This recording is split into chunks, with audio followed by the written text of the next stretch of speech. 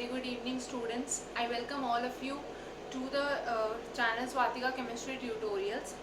Today we are going to have a lecture of class 12 and we will be continuing with the chapter the solid state. Last class में हमने solid state में classification complete की थी.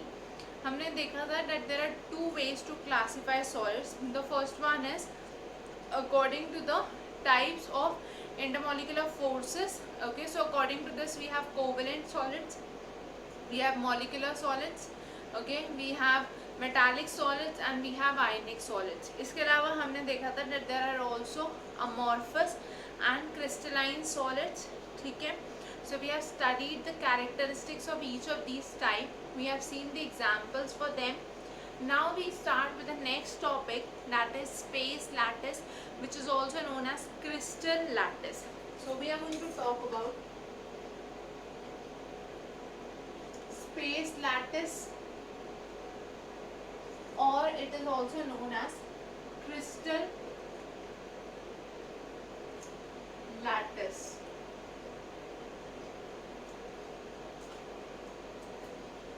Space lattice या crystal lattice क्या होता है children? As we all know that in a solid there are atoms arranged in a definite manner. ठीक है, atoms या molecules जो होंगे solid में वो एक definite manner में arranged हैं, जिससे उस solid की एक regular shape या definite shape आ जाती है, right? So ये जो regular 3-dimensional arrangement है particles का in a solid that would define the geometry of the solid, उसको हम बोलते हैं क्रिस्टल लैटिस या स्पेस लैटिस. सो ये क्या है? The regular 3-dimensional arrangement of the particles which lead to or which define the geometry of the solid, that is the crystal lattice or space lattice. Okay, so how do I define it? The regular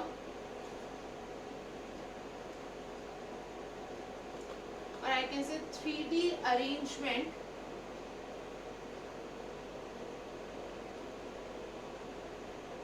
of particles which could be atoms, ions, molecules, anything. ठीक है, particles का मतलब है ये atoms भी हो सकते हैं, molecules भी हो सकते हैं, ions भी हो सकते हैं.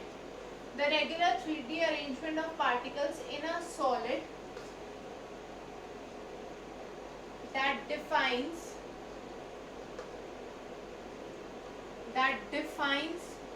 its geometry, जिससे आपको उसकी ज्योमेट्री मिलेगी, वो हो गया हमारा स्पेस लैटिस या क्रिस्टल लैटिस. तो यहाँ पे हर एक जो पॉइंट है, जैसे बहुत सारे हमारे पास पॉइंट्स हैं, ठीक है, एटम्स, मॉलिक्यूल्स, आयंस हैं, इनको जब मैं ज्वाइन करूँगी तो ये जो पूरा अरेंजमेंट मुझे मिलेगा, this entire arrangement is what I will call the space lattice. Okay, and each of these point, मतलब हर एक पार्टिकल जो इस लैटिस को फॉर्म कर रहा है, that is known as a lattice site, या इसको हम बोल सकते हैं lattice point. So each of these is a lattice site or it is also known as a lattice point. ठीक है, so that's how we get an entire space lattice or a crystal lattice. Now children, what happens is each of these, as we know, it represents a lattice point or a lattice site, और हर एक lattice site एक single constituent particle को represent कर रहे हैं. It represents a single constituent particle. यहाँ पे I have shown it to you in 2 dimensions, but it is in 3D, not in 2D. ठीक है, ये पूरा 3-dimensional structure होगा और हर एक particle एक lattice site form कर रहा है.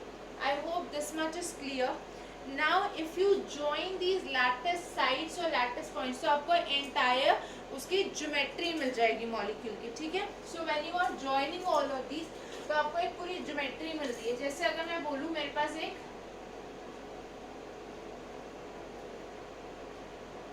क्यूब है, ओके, क्यूब का मतलब है ये सारे लैटिस पॉइंट्स थे जिनको मैंने ज्वाइन किया तो मुझे इस मॉलिक्यूल की क्यूबिकल ज्योमेट्री मिल गई by joining all of these points.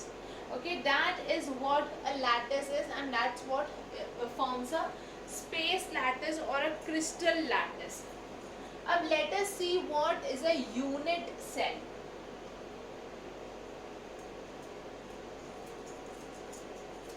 अब हम देखते हैं यूनिट सेल क्या होता है.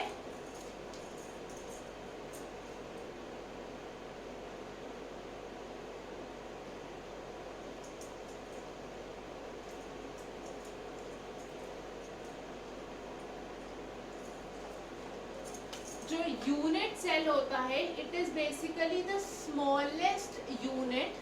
ठीक है, यूनिट सेल वो स्मॉलेस्ट यूनिट है जो मल्टीपल टाइम्स रिपीट होगी in all the possible directions. ठीक है, तो जब वो रिपीट होगी it will form the entire lattice. इसको हम एक एग्जांपल से समझते हैं. सपोज करो मेरे पास एक ये क्यूब है.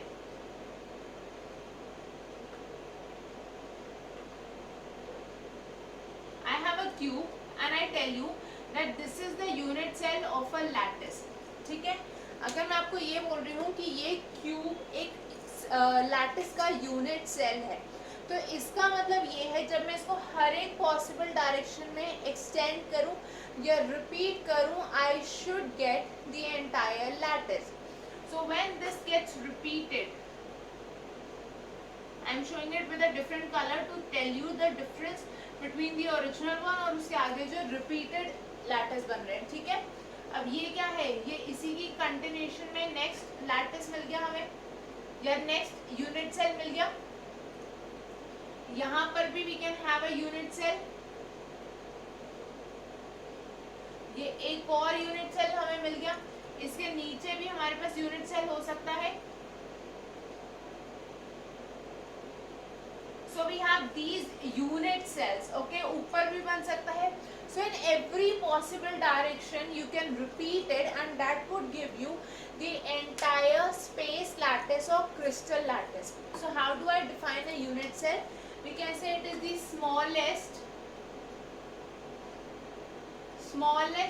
repeating unit. Smallest repeating unit that repeats in all possible directions to generate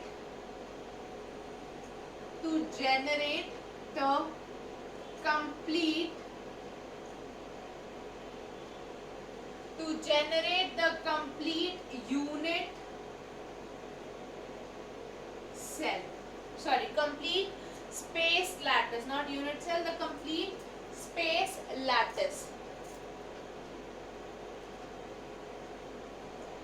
or crystal lattice. जो स्मॉलेस्ट यूनिट है जो हर एक डायरेक्शन में रिपीट होगी, हर एक पॉसिबल डायरेक्शन में repeat होगी and it would give you the entire space lattice or crystal lattice, so that is known as a unit cell. Children, I hope this is clear to everyone. Now any unit cell is defined by two parameters. किसी भी unit cell को define करने के लिए हमारे पास दो parameters होते हैं. So there are two parameters that define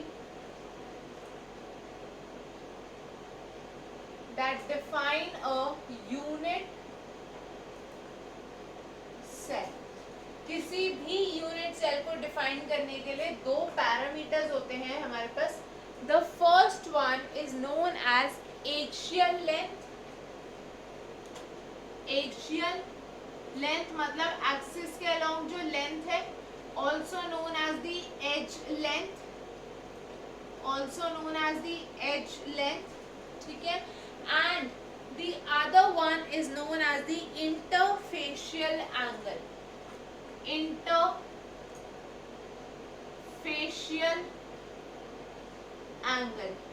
तो एक होती है एज लेंथ जिसको हम एक्सियल लेंथ भी बोलते हैं. The other one is the interfacial angle. Let us see what both of these are. You know there are three axes which are mutually perpendicular.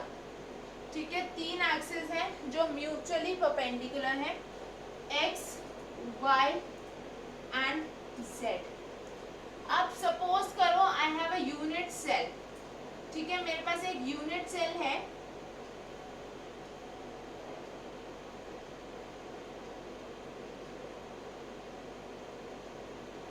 Just a minute.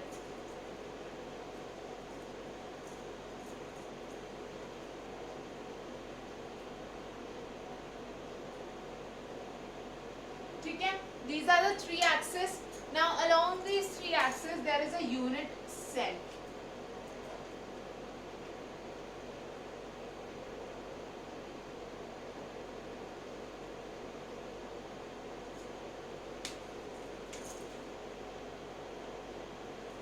ये एक unit cell अगर मैं show करूं इसी axis पे तो वो किस तरह से होगा.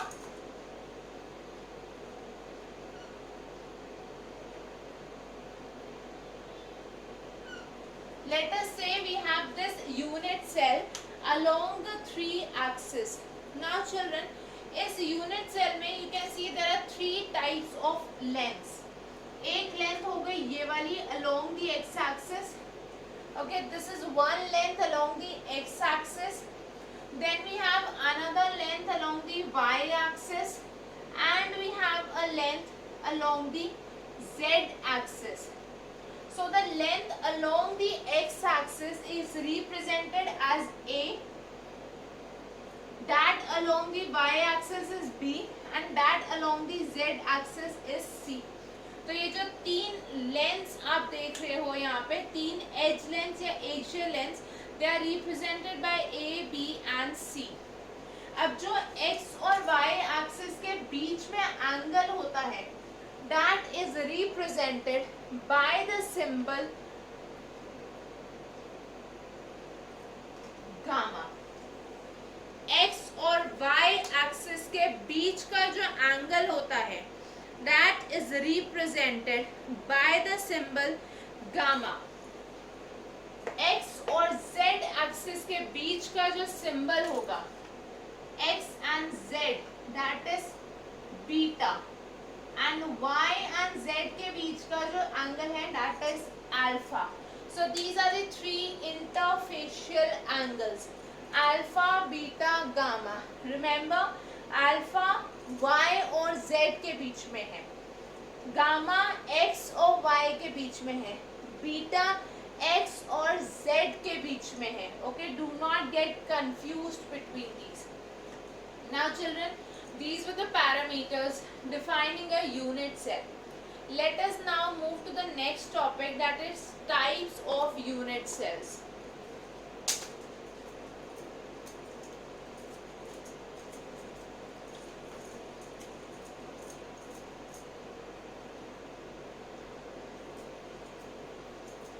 So next we are going to talk about the types of unit cells.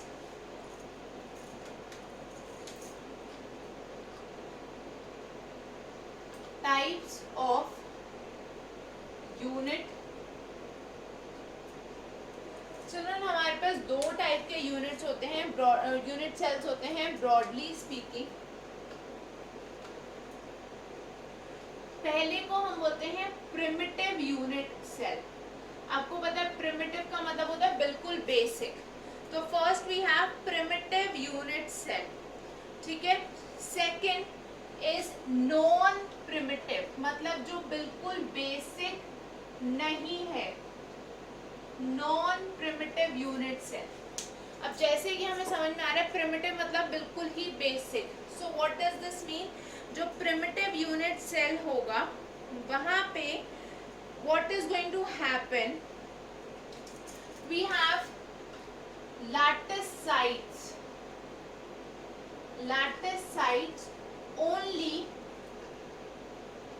only at corners of the unit cell, मतलब जो हमारा यूनिट सेल है सिर्फ उसके कॉर्नर्स को हम लैटिस साइड काउंट करेंगे, नॉट एनी अदर पोजीशन, या और किसी भी पोजीशन पे लैटिस साइड्स या एटम्स नहीं प्रेजेंट होंगे except for the corners. So that is primitive unit cell. I have this unit cell.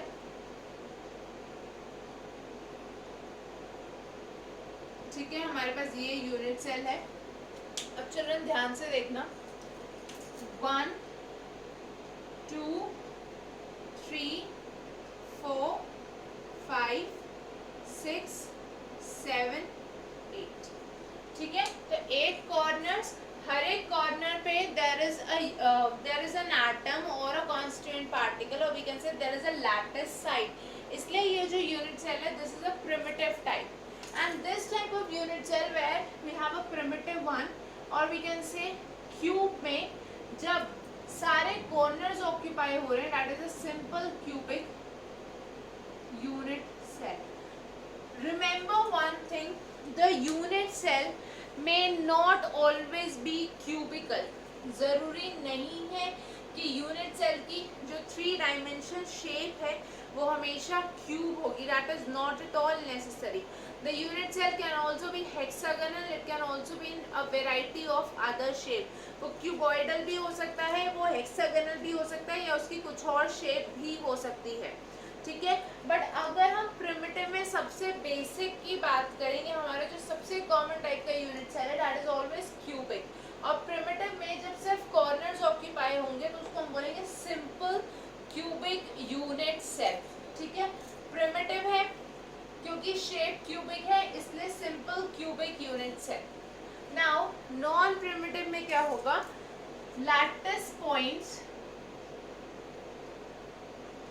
lattice points exist at corners as well as at other positions. मतलब not only the corners are occupied by the constituent particles, but other positions inside the unit cell are also occupied. Now depending कि ये जो दूसरी positions हैं ये कौन सी है, these can be further divided into 3 categories. Remember हमारा जो syllabus है उसमें हम सिर्फ cubic और hexagonal structures के बारे में बात करेंगे. ओके, सो cubic में अगर मैं नॉन प्रिमिटिव की बात करूं, we have 3 types again. Let's see which are those.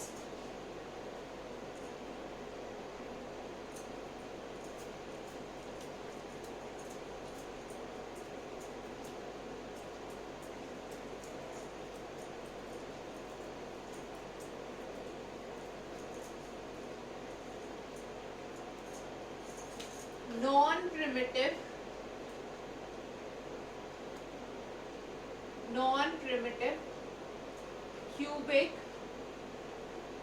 unit cell, or in simple words I would just say non-primitive unit cell. हम general अगर देखें,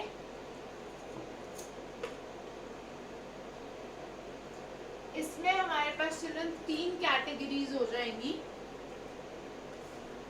The first one is known as body centered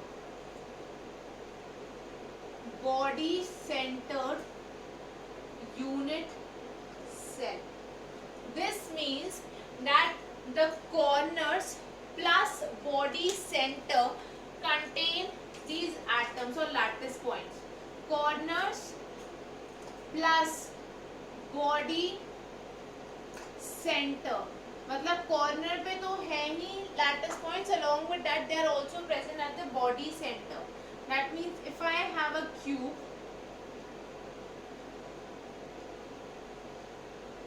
हमारे पास अगर ये cube है तो इसके corners occupied हैं.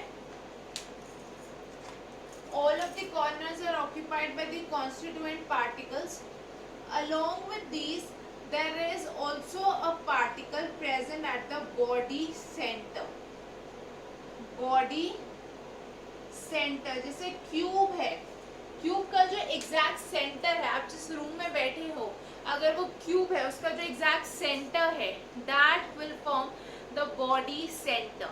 ठीक है, तो बॉडी सेंटर पर भी यहाँ पे पार्टिकल प्रेजेंट होंगे.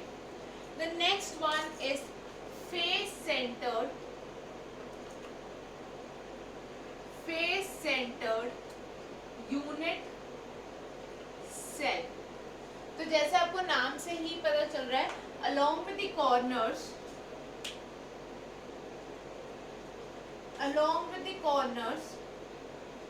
in this unit cell there will also be atoms present at the face centers. There are 6 faces. हर एक फेस के सेंटर पे भी एटम्स प्रेजेंट होंगे. So if I have a cube,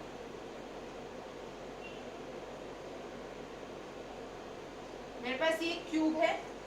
Now in this cube all of the 8 corners are occupied. हर एक corner पे atom है. Along with these corners the face centers are also occupied. ये तो हो गए ऊपर नीचे और दोनों साइड्स. आगे और पीछे वाले this and this. So these are the face centers. ठीक है, तो बॉडी सेंटर मतलब कॉर्नर के अलावा बॉडी सेंटर पे, फेस सेंटर मतलब कॉर्नर्स के अलावा फेस सेंटर पे, and the last one is end centred. End centred unit cell. Children यहाँ पे क्या होगा, along with the corners plus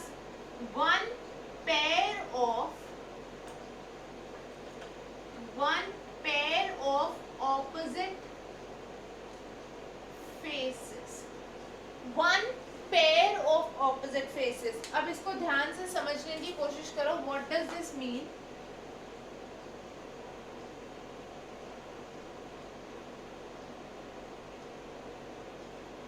There are 8 corners in this unit cell. Okay, 8 corners हैं. हर एक कॉर्नर पे एटम प्रेजेंट है. Apart from these corners, 2 opposite faces. Now these could be the top one and the bottom one. ठीक है, ऊपर वाला नीचे वाला. This one and the one on the other side. ठीक है, इसके opposite. या that wall and this wall. Okay, so there are 3 possibilities. Remember one thing. या तो इन दोनों पे होगा. Okay, or it is going to be on these 2, or it will be on the back one and the front one. It cannot be on more than 2 of the opposite ones. Remember, जब आप ये वाली दोनों walls consider करो, या let's say you are considering the top face and the bottom face. So all the other 4 faces are adjacent to them. They are not the opposite faces. They are adjacent to them. तो उनमें से किसी पर भी नहीं हो सकता है. It has to be on the 2 opposite faces only. Please remember this, everyone. Children, this was about the types of unit cell. Let us move forward to the next topic, that is types of crystal systems.